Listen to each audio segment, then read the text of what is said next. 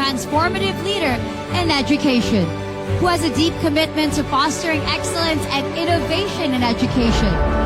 She will be awarded Asia's Influential and Empowered Leader, Dr. Mary Joyce Manigbas Monzon.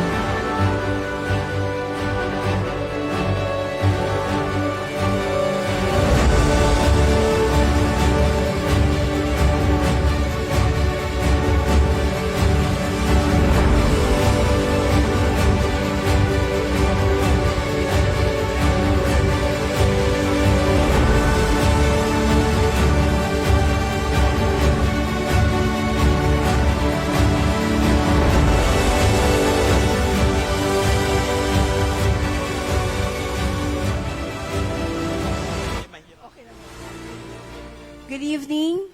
I'm Mary Joyce Manigbas Monzon, the President of Colegio de Santo Cristo de Burgos, and the President of Quezon Provincial Technical Vocational Educators Association.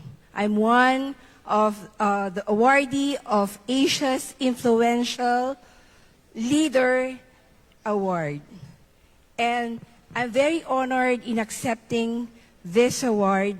This award, and I would like to thank the Executive Board, especially to the President, Dr. Ronel Ibanez, to the Vice Chairman, our Deputy Director General Vidal Villanueva.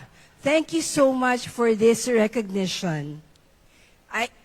This award is meant a lot to be a part of a group of leaders like Secretary Kiko Benitez. He inspires us, and all the leaders. They were all service-oriented and very hardworking.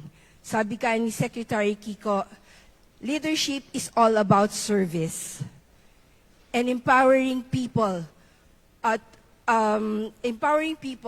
build a better future. Kaya kami, basta sabi nga ni DDG Vidal, basta sama-sama sa TESDA, kayang-kaya. Thank you.